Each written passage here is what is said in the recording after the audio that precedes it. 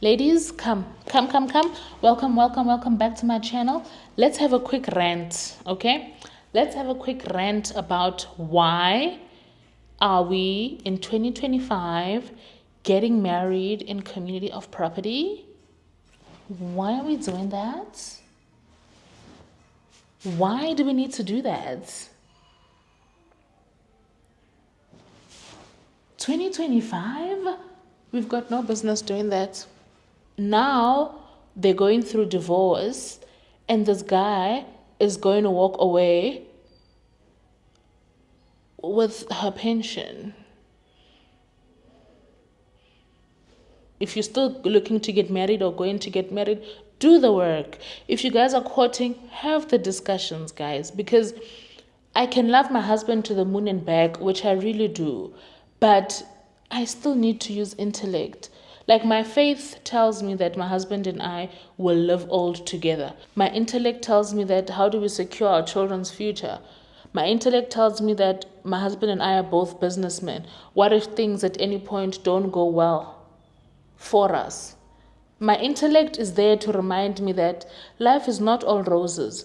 When Kelly married that man, she at that point did not envision that this is where they would be today. When a lot of people walked down that aisle on their marriage day, some would not have seen red flags. Some have seen them, yes, in their dating, but others experience a completely different person when they get married.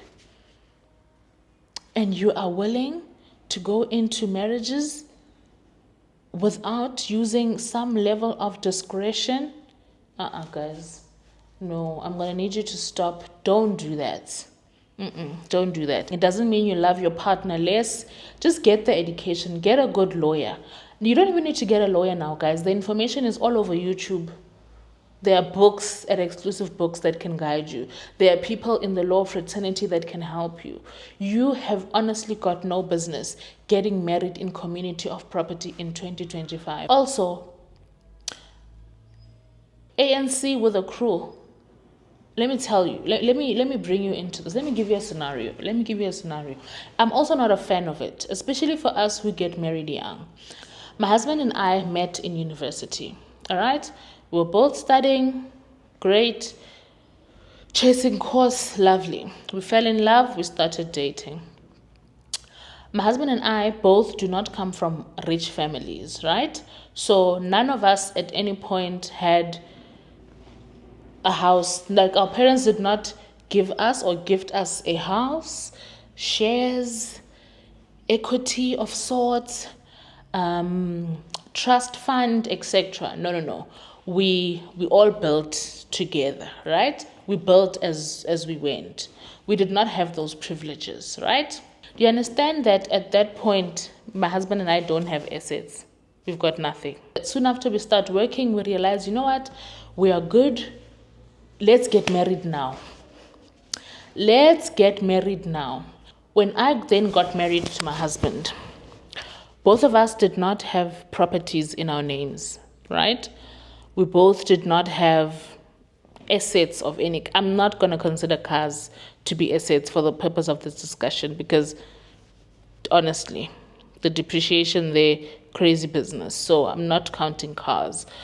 We both have built a provident fund because we've worked for a certain duration of time, meaning our provident funds are almost close together.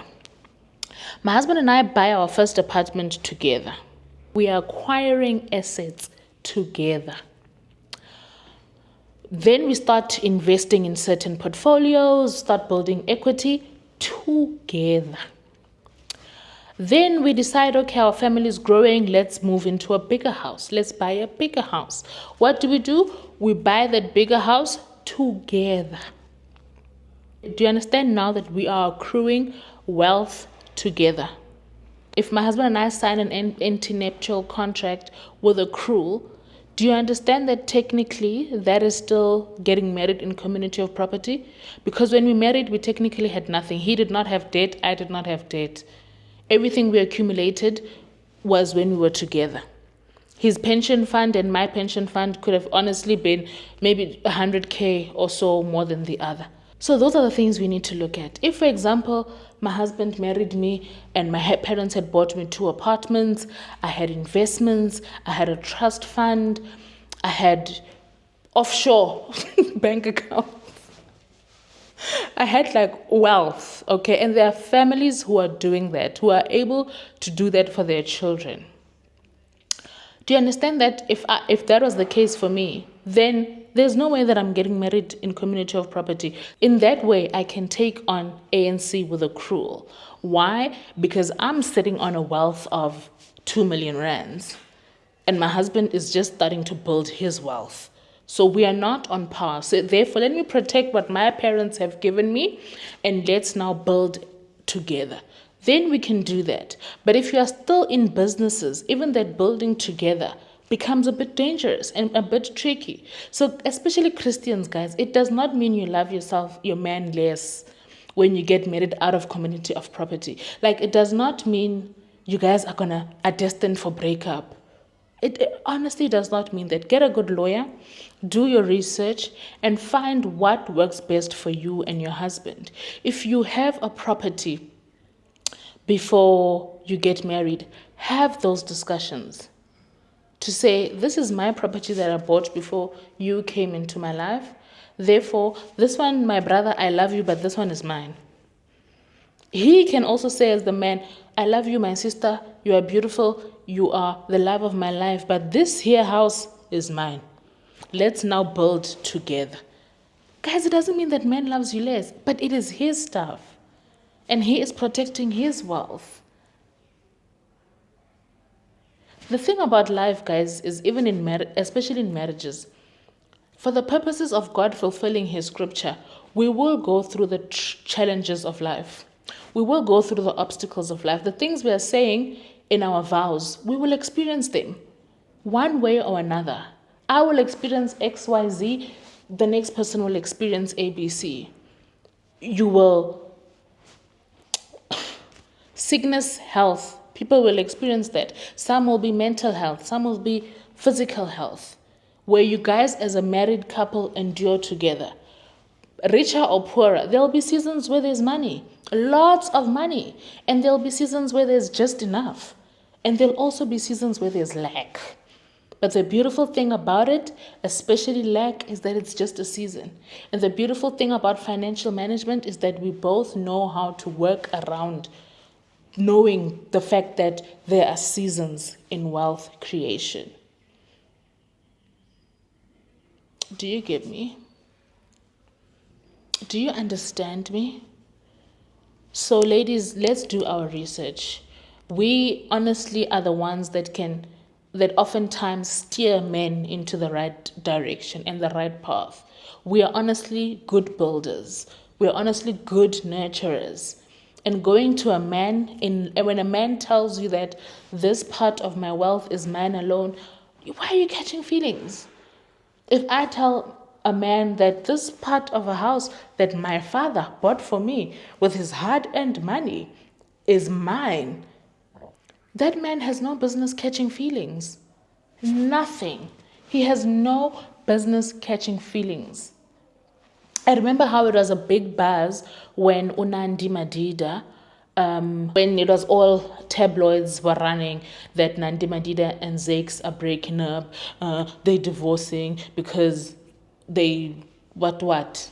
All they were doing was they were changing their marriage regime. Now that they knew better, they said, babe, let's leave this in community of property. It's very dangerous for our lifestyles. Let's go to lawyers and change our marriage regime to what is going to work for us.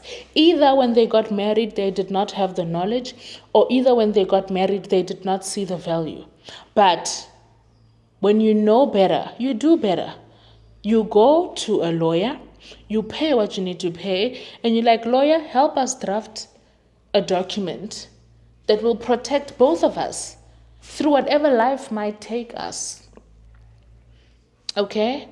So there's nothing wrong with having hard conversations, especially when you're courting, especially when you're going on dates. Khane, what do you guys talk about when you go on dates? Leave my favorite color is blue, guys. Let's talk about real life now. let's talk about real life. Honestly, guys, no one is immune from life's challenges. Pastors will go through depression so that they can come out and talk about how God has been so good and show people the goodness of God through their story, where they are not a witness, but they've seen it firsthand, live dive themselves. Married people will go through financial difficulty. Some will lose their homes. But at the end of the day, God comes through, and you do what? You take that lesson and you share it.